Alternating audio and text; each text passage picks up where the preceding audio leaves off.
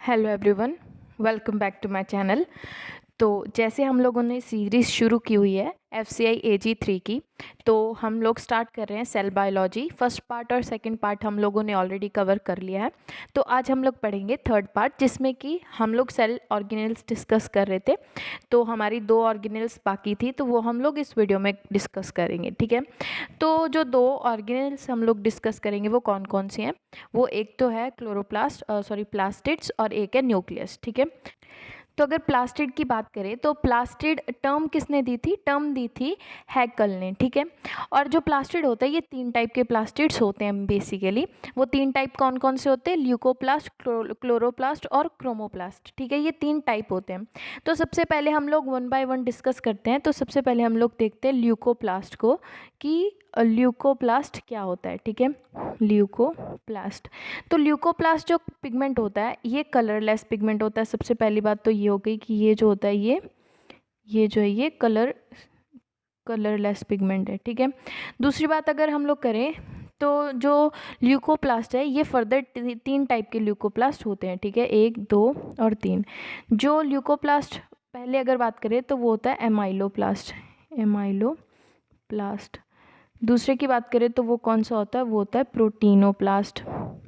और लास्ट की बात करें तो ये होता है एलियोप्लास्ट, ठीक है। अब जो एमाइलोप्लास्ट है ये क्या स्टोर करता है? नाम से ही पता चल रहा है, तो ये स्टोर करता है स्टार्च को, ठीक है। जो स्टार्च स्टोरेज होता है तो वो कहाँ होता है? वो एमाइलोप्लास्ट में होता है। उसके बाद होता है प्रोटीनोप्लास्ट। प्रोटीनोप्लास्ट क्या करता है? प्रोटीन को स्टोर करके रखता है, ठीक है। प्रोटीनोप्लास्ट क्या करेगा? प्रोटीन को स्टोर करेगा। और लास्ट में होता है एलियोप्लास्ट। तो एलियोप्लास्ट क्या करेगा? ये लिपिड की स्टोरेज करके रखता है, ठीक है। ये करता है लिपिड की स्टोरेज, ठीक है। तो ये पॉइंट्स याद रखेंगे कि ये कलरलेस होता है और ये ल्यूकोप्लास्ट होता है, एक एलियोप्लास्ट होता है, एक प्रोटीनोप्लास्ट होता है और एक एमाइलोप्लास्ट होता है, ठीक है। तो एमाइलो क्या करता है? स्टार्च को स्टोर करता है, प्रोटीनोप्लास्ट प्रोटीन को और एलियोप्लास्ट लिपिड को, ठीक है। अब आके देखते हैं हम लोग। तो आगे हम लोग बात करते हैं क्रोमोप्लास्ट की, ठीक है। क्रोमोप्लास्ट क्या होता है? तो जैसे ल्यूकोप्लास्ट हमने देखा वो कलरलेस होता है, बट जो क्रोमोप्लास्ट होता है, क्रोमो का मतलब क्या होगा? कलर। तो ये क्या होता है? ये कलर्ड पिगमेंट होते हैं, ठीक है। ये कलर्ड पिगमेंट होते हैं, कलर्ड पिगमेंट होते हैं। तो इसमें ग्रीन कलर नहीं होता। ग्रीन कलर के अलावा जो येलो, ऑरेंज और रेड कलर के पिगमेंट्स होते हैं वो किसके कारण आते हैं? वो क्रोमोप्लास्ट के कारण आते हैं, ठीक है। अब आपने देखा होगा कि कुछ लीव्स होते हैं, कुछ प्लांट्स के लीव्स होते हैं। मोस्टली तो लीव्स ग्रीन कलर के होते हैं, बट कुछ प्लांट्स होते हैं जिनके लीव्स जो है वो डिफरेंट कलर के होते हैं। कुछ पिंकिश टाइप के होते हैं, कुछ ऑरेंज टाइप के होते हैं, येलोइश टाइप के होते हैं। तो वो जो पिगमेंट आता है वो क्रोमोप्लास्ट के कारण आता है, ठीक है। और जो ग्रीन कलर के पिगमेंट होते हैं, वो जो पिगमेंट होता है वो क्लोरोफिल पिगमेंट होता है, ठीक है। जो ग्रीन कलर के पिगमेंट, ग्रीन कलर जो आता है, यहाँ पे हम लोग लिखते हैं कि जो ग्रीन कलर आता है लीव्स पे वो आता है क्लोरोफिल के कारण, क्लोरोफिल के कारण। और जो ऑरेंज या फिर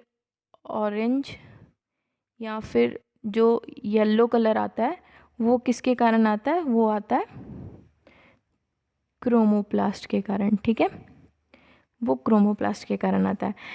ये चीज़ हमने देख ली कि ये कलर्ड पिगमेंट होते हैं और इनमें क्लोरोफिल नहीं होती, ठीक है। ये क्लोरोफिल लैक पिगमेंट्स होते हैं। अब हम लोग देखते हैं कि जो हमने बात की कि इसके अंदर रेड और ऑरेंज और येलो कलर के जो पिगमेंट होते हैं, इन्हें कहते क्या है? इनकी स्पेसिफिक टर्म दी हुई है कि जो इनके अंदर पिगमेंट प्रेजेंट होते हैं उन्हें कहते हैं कैरोटिनॉइड पिगमेंट्स या फिर ज़ैंथोफिल पिगमेंट्स, ठीक है।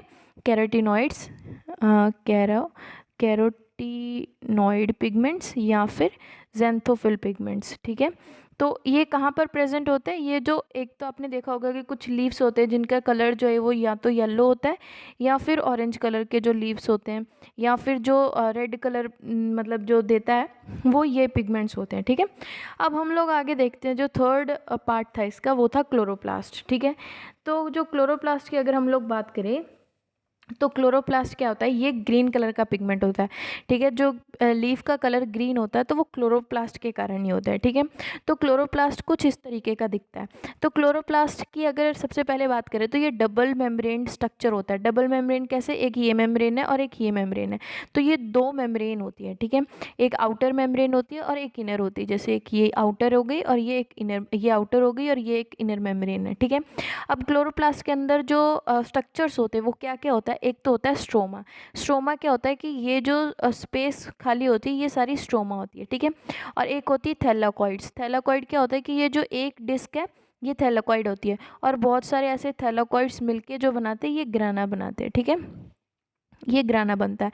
तो जैसे यहाँ पे दिया हुआ है कि बहुत सारे थैलाकॉइड मिलके ग्राना बना रहे हैं। तो और क्या हो गया, ये सब डिस्कस हो गया। ये स्ट्रोमा जो ये दो थैलाकॉइड्स को जोड़ रही है, दो ग्राना को, इसे क्या कहते हैं, इसे स्ट्रोमा लेमिना कहते हैं, ठीक है।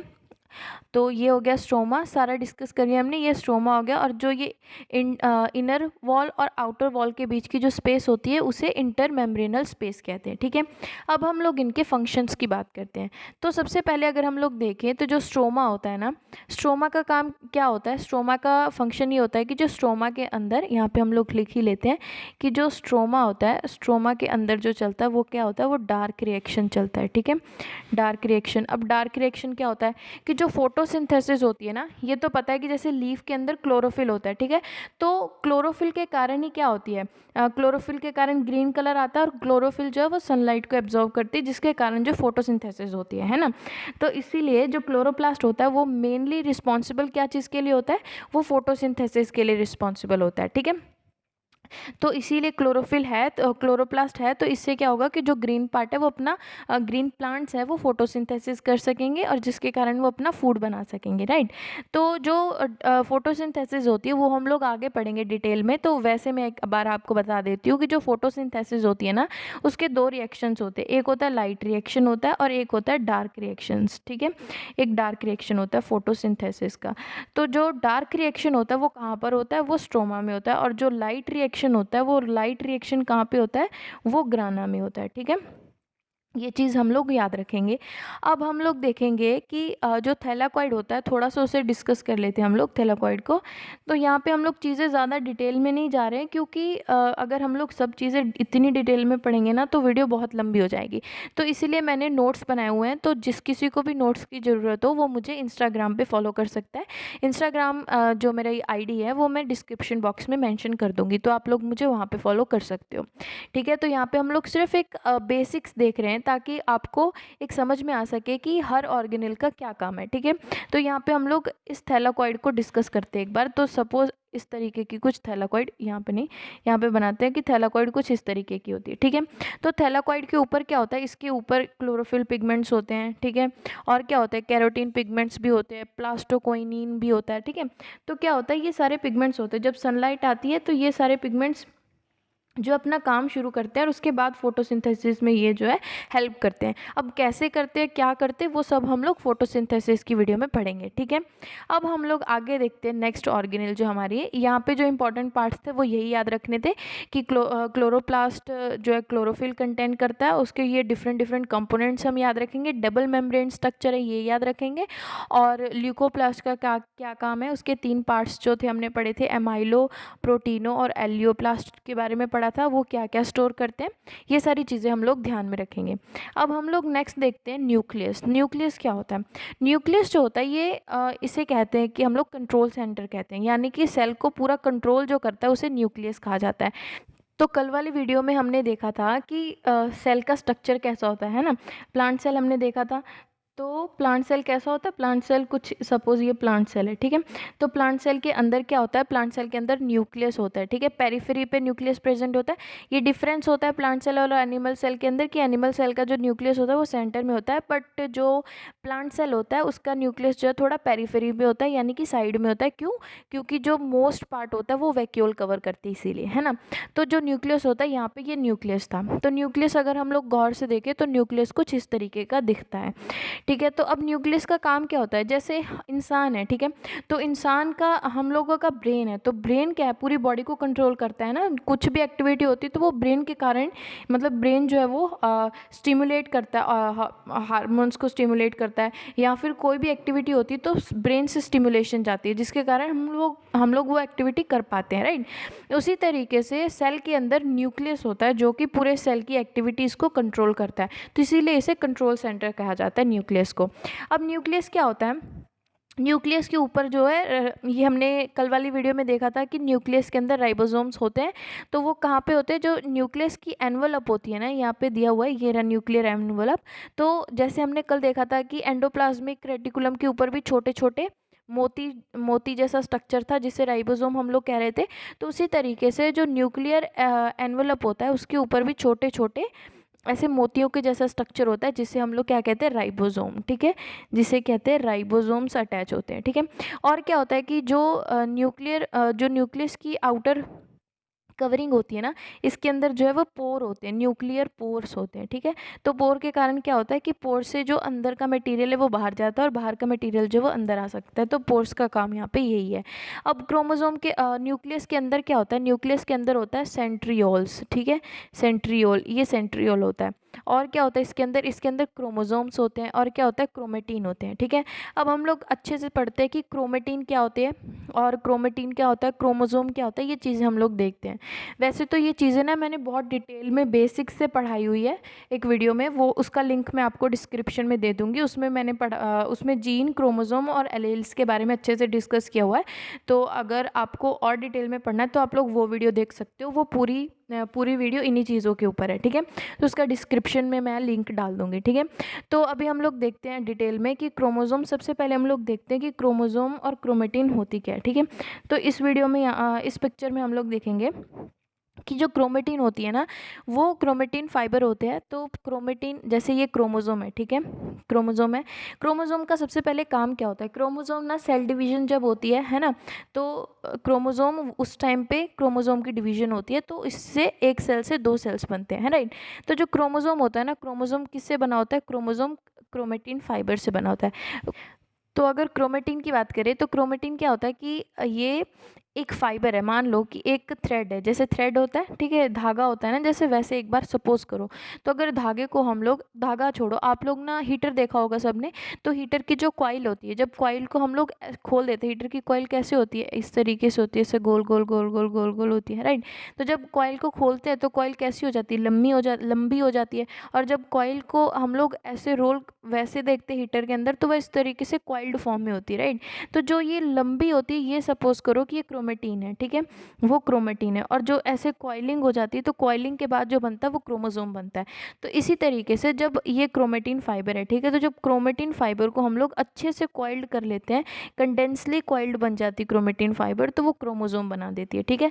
तो ये क्रोमोसोम बना, तो ये क्रोमोसोम बना किससे, ये क्रोमेटिन फाइबर से बना। अब जो क्रोमेटिन फाइबर होता है ये किससे बनता है, क्रोमेटिन फाइबर के अंदर ना इस तरीके से हिस्टोन प्रोटीन्स होते हैं, ठीक है। तो ये प्रोटीन्स के अराउंड इस तरीके से कवर होता है, ठीक है। तो इस तरीके से क्या बनता है, क्रोमेटिन बनते हैं।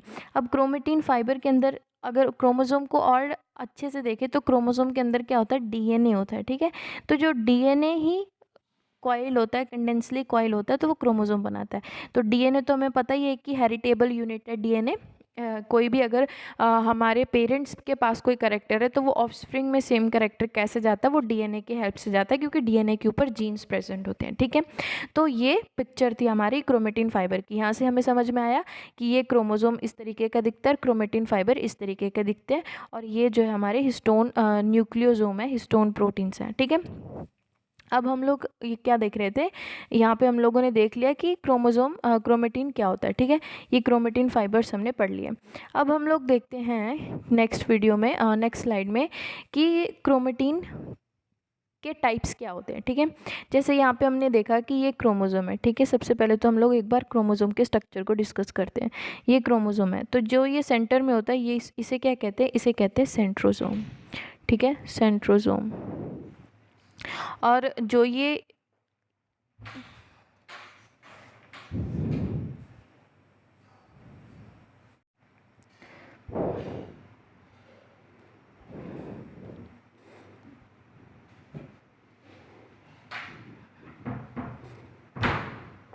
तो जो ये सेंटर है, सेंटर में है, इसे हम लोग कहते हैं सेंट्रोमियर, ठीक है। और जो ये क्रोमोसोम की 2 आइडेंटिकल स्ट्रैंड्स होती है जिसे कि हम लोग क्या कहते हैं, क्रोमैटिड्स, ठीक है, क्रोमैटिड्स। ये दोनों सिस्टर क्रोमैटिड्स होती हैं, ठीक है, क्योंकि ये आइडेंटिकल होती हैं। तो अब हम लोग देखते हैं कि क्रोमेटिन फाइबर के टाइप्स क्या होते हैं। तो अगर यहाँ पे हम लोग पहले पिक्चर बनाते हैं कि एक होता है मेटासेंट्रिक। मेटासेंट्रिक का मतलब क्या होता है कि जो सेंट्रोमियर है वो सेंटर में प्रेजेंट होता है। इस तरीके से ये सेंटर में प्रेजेंट है, इक्वली यहाँ से भी उतना डिस्टेंस है, यहाँ से भी उतना डिस्टेंस है, ये सेंटर में, तो ये मेटासेंट्रिक। सब मेटासेंट्रिक का मतलब क्या होता है कि जो सेंट्रोमियर है वो थोड़ा सा, वैसे ये मिडल में प्रेजेंट है पर ये थोड़ा सा मिडल से दूर होता है, तो ये क्या होगा, सब मेटासेंट्रिक हो गया, ठीक है। और उसके बाद आता है एक्रोसेंट्रिक। एक्रोसेंट्रिक का मतलब क्या होता है, ये थोड़ा सा और एंड पे प्रेजेंट होता है, ठीक है, ये थोड़ा सा और एंड पे चले गया। टेलोसेंट्रिक का मतलब क्या होगा कि एकदम ही एंड पे चले गया, ठीक है, सेंट्रोमियर। तो ये जो है 4 टाइप्स होते हैं क्रोमेटिन फाइबर के, मेटासेंट्रिक, सब मेटासेंट्रिक, एक्रोसेंट्रिक और टेलोसेंट्रिक, ठीक है। अब हम लोग नेक्स्ट बात करते हैं कि न्यूक्लियोसोम क्या होता है। तो जैसे हम लोगों ने देखा न्यूक्लियस के अंदर क्या था, क्रोमेटिन फाइबर, ठीक है। तो क्रोमेटिन फाइबर मिलकर क्या बनाता है, क्रोमोसोम, है ना। तो क्रोमेटिन फाइबर के अंदर क्या होता है, जैसे क्रोमेटिन फाइबर बनता है तो वहाँ पे क्या किसकी हेल्प से बनता है, वो हिस्टोन प्रोटीन की हेल्प से बनता है। तो ये थे वो प्रोटीन हमने देखा पहले। अब हम लोग बात करेंगे न्यूक्लियोसोम के बारे में, ठीक है। यहाँ पे ये स्पेलिंग मिस्टेक है, यहाँ पे एम होगा, ठीक है। न्यूक्लियोसोम के बारे में देखेंगे तो न्यूक्लियोसोम कैसा होता है, ये कुछ इस तरीके का स्ट्रक्चर होता है, ठीक है। ये कुछ इस तरीके का स्ट्रक्चर है। तो इसमें क्या होता है, इसमें 4 प्रोटीन्स होते हैं, ठीक है, 1 2 3 4 यहाँ पे, और 1 2 3 4 यहाँ पे, ठीक है। 4 प्रोटीन्स होते हैं, टोटल कितना हो गया, 8, 4 और 4 8 हो गए ना, तो इसलिए इसे हिस्टोन प्रोटीन कहते हैं, ठीक है। अब क्या होता है कि हिस्टोन प्रोटीन के ऊपर जो है ये डीएनए कॉइल्ड होता है। ये लाल कलर का जो कॉइलिंग है ये डीएनए की कॉइलिंग है, ठीक है। ये जो लाल कलर की कॉइलिंग है ये डीएनए इस तरीके से कॉइल्ड होता है, ठीक है। और इसको जो लिंक करके रखता है वो H1 हिस्टोन होता है, ठीक है। और इसे लिंक डीएनए भी कहते हैं, लिंकर डीएनए भी कहते हैं, ठीक है। तो ये मिलकर कैसे बनता है, ये इस तरीके से बनता है। यहाँ पे ये दिया हुआ है ना हिस्टोन, ये हिस्टोन प्रोटीन्स होते हैं, ये मिलते हैं तो ये इस तरीके का क्या बनाते हैं, हिस्टोन बना देते हैं। 8 जो है 8 मिलके तो ऑक्टा हिस्टोन बना देते हैं। इसके ऊपर जो है डीएनए इस तरीके से कॉइल होता है, और कॉइल होने के बाद जो यहाँ पे लिंक होता है उसे H1 हिस्टोन कहते हैं, ठीक है। तो इसी तरीके से ये जो है कॉइलिंग होती है, जिसके कारण जो है वो क्रोमेटिन जो है बन जाती है, ठीक है, क्रोमेटिन फाइबर बनती है, ठीक है। तो यही था इसका स्ट्रक्चर। बस आज की वीडियो में इतना ही। अगर आपको मेरी वीडियो अच्छी लगी then please like share and subscribe to my channel. और कल वाली वीडियो में हम लोग जो आज हम लोगों ने सेल बायोलॉजी का जो पोर्शन था, सेल क्या है और सेल के ऑर्गेनेल्स क्या है, ये कंप्लीट कर लिया। तो कल हम लोग इसकी एमसीक्यूज़ करेंगे, ठीक है। उसके बाद हम लोग प्लांट टिश्यूज़ को स्टार्ट करेंगे नेक्स्ट वीडियोज़ में, ठीक है। तो बस आज की वीडियो के लिए बस इतना ही। If you like my video then please subscribe to my channel, और जिस किसी को भी नोट्स चाहिए then please follow me on my Instagram handle. Thank you.